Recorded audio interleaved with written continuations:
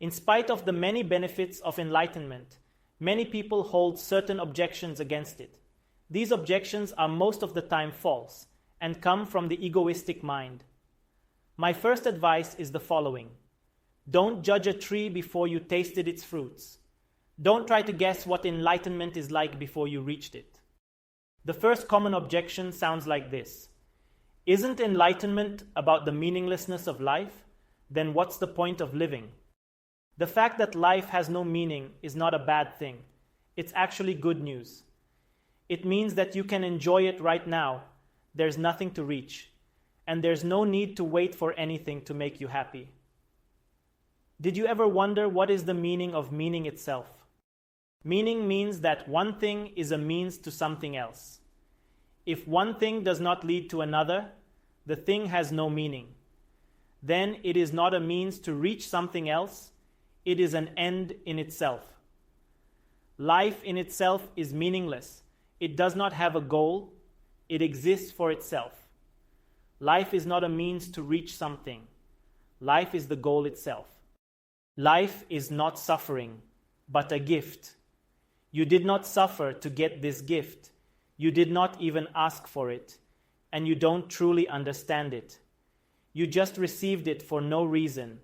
That is why you cannot appreciate it. The problem is that you degrade the present as a means to reach a goal in the future, when in reality the present is the goal itself. You consider money as the goal, when in fact it is just a means. You sacrifice your life for money instead of doing just the opposite. Money is only a means to support your life, to be able to live in health and prosperity.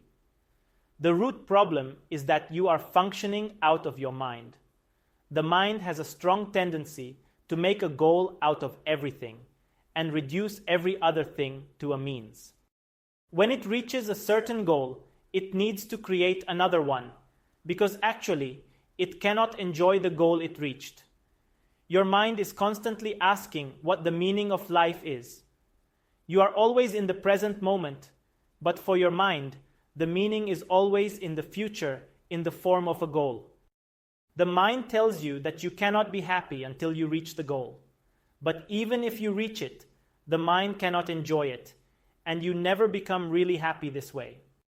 If you live your life for a goal, you miss the goal of your life.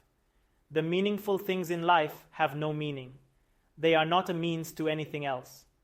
What is the meaning of beauty, of love, of happiness? What is the meaning of a rose? They are an expression, an overflowing of divine energy.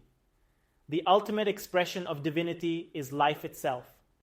Life is ultimately meaningful, yet ultimately meaningless at the same time. This means that life has no ultimate goal, but is the ultimate goal itself. You live to experience living. Don't search for the meaning of life. Don't strive for happiness. In fact, the more you can enjoy meaningless things, the more happy you will be. You have to remember that life is a divine play, and you have to play your part. If you play somebody else's part, you will be unhappy. If you take the part too seriously, you will be equally unhappy. There are no stakes in this play. It is not a game. However, you have to be serious about having fun. You should not waste any moment of the play by not enjoying it. Meaning is always in the present moment. But you can only realize this when your mind does not wander to the past or the future. When you can notice the depth, the beauty, and the sacredness of the moment, its meaning will also be revealed to you. The second most common objection to enlightenment sounds something like this. But if I drop my ego, won't I also lose the motivation to do anything at all? Isn't the ego necessary for survival? I am not saying that survival is not important. It's essential. But there is much more to life than just pure survival. In the short run, survival is the most important. But in the long run, you are dead. You will feel truly alive only when you are motivated by things beyond survival. This is why you have to select goals with the end in mind, by looking at your own mortality. For those who live only for survival, life will seem inevitably meaningless in the end. They will ask themselves, why did I fight all my life when I reached nothing in the end? Is there all there is to life? These people are short-sighted because they fight for survival all their lives, when they already know that all lives end with death. In the long run, survival is impossible, so it is foolish to make it the goal of your life. All right, but what about motivation? Well, motivation is only needed for those things that you don't want to do in the first place, but you force yourself to do them anyway. Enlightenment eliminates these false motivations and uncovers your true desires. Just like children don't have to motivate themselves to play, you also don't need motivation for something you enjoy. And last but not least, the third objection to enlightenment goes along these lines. So if reality is an illusion and nothing is inherently right or wrong, does it mean that I can do all sorts of evil things? No, this is another misunderstanding coming from the egoic perspective. I am not saying to break the law or to be immoral. I am suggesting to go beyond both morality and immorality. Imposed morality is fake because it is coming from the outside. Real morality is internal, and its source is being authentic. Conventional wisdom says to do good things, and then you will also be good. Yes, you will be considered to be a good person by others, but you will remain unconscious and divided. I say be good first, and then you will do good things. Be real, be conscious, and the consequences will follow, but not the other way around. If you become totally conscious, you will do good things just because you want to do them, because you feel it at your core that it is the right thing to do. When you are conscious, you cannot help yourself but do good and be good only. The effects will come back to you immediately.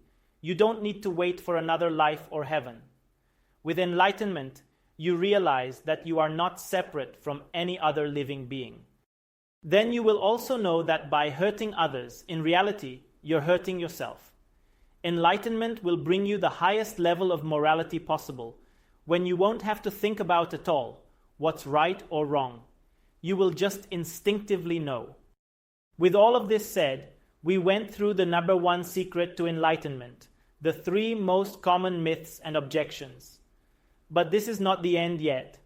The most important piece of the puzzle is still missing. I created a video to explain everything in detail about this essential component. In this video, I'll tell you the number one obstacle that's holding you back from spiritual enlightenment and how to overcome it. It's a bit longer, but make sure to watch it all through the end, because you'll discover what's sabotaging your spiritual growth.